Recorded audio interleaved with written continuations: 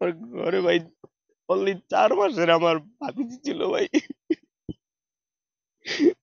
4 বছরের আমার ভাতিজা, ওর বাবা মা, ভাই ভাবি ছিল।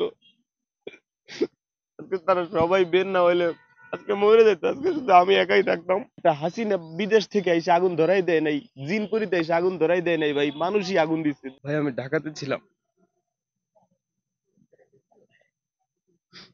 ঢাকাতে থাকার পর ভাই ভাইয়াদের মেসেঞ্জারে হোয়াটসঅ্যাপে ভিডিও দিছে, দেখি আমার বাড়ি ধাউ ধাউ করে জ্বলতেছে। দেখেন জ্বলতে জ্বলতে বাড়িটাই নাই।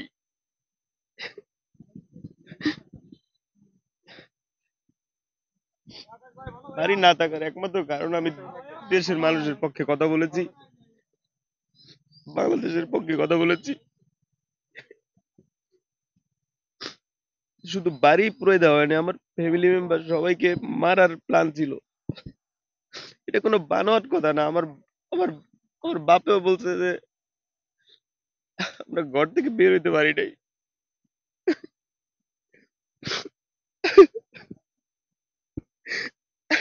আজকে আমার মা বাবা ভাই ভাবি এদিক কয়লার মতো পাইতাম ভাই।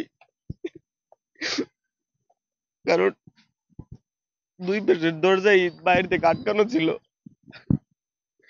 তারা বেড়া টেরা ভাঙে তারপরে বের হয়েছে ভাই। আমার ঘরে ভাই অনলি 4 মাসের আমার ভাতিজি ছিল ভাই।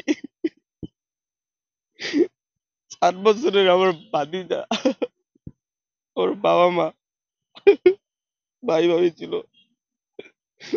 আজকে তারা সবাই বের না হইলে আজকে মরে যেত, আজকে শুধু আমি একাই থাকতাম। দেশের মানুষের জন্য শুধু কথা বলেছি। লাস্টে ধানমন্ডি 32-এও আমি ছিলাম।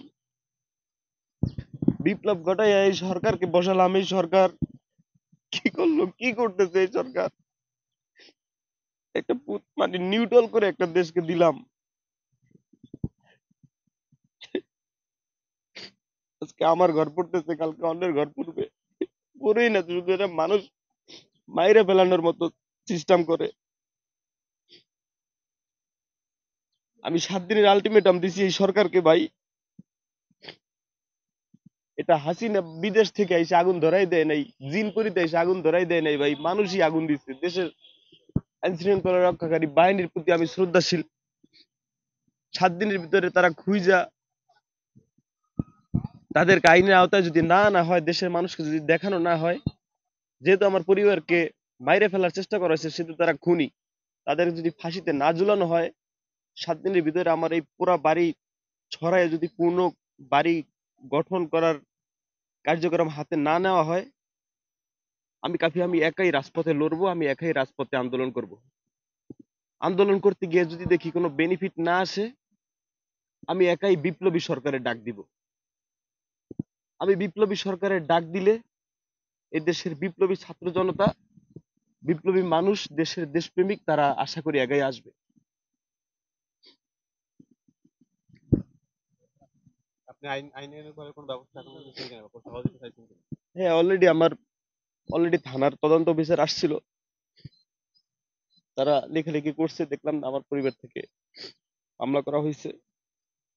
কি মনে হয় আপনার কারা এটা করতে পারে? আপনার সাথে এরকম শত্রুতা কি এটা কি কোনো রাজনৈতিক দল সংগঠনের লোকজন হতে পারে নাকি অন্য কেউ? কি মনে হয় আপনার ধারণা? ভাই আপনার কাছে কি মনে হয়? আমি তো জুলাই আগস্ট আন্দোলন করেছি, আমি তো 32-এর বাড়ি ভাঙার সামনে ছিলাম। এখানে শত্রু কারা? দেশের শত্রু তো আওয়ামী লীগের বিপক্ষেই তো কথা বলেছি। এটা তো দিনের মতো পরিষ্কার ভাই।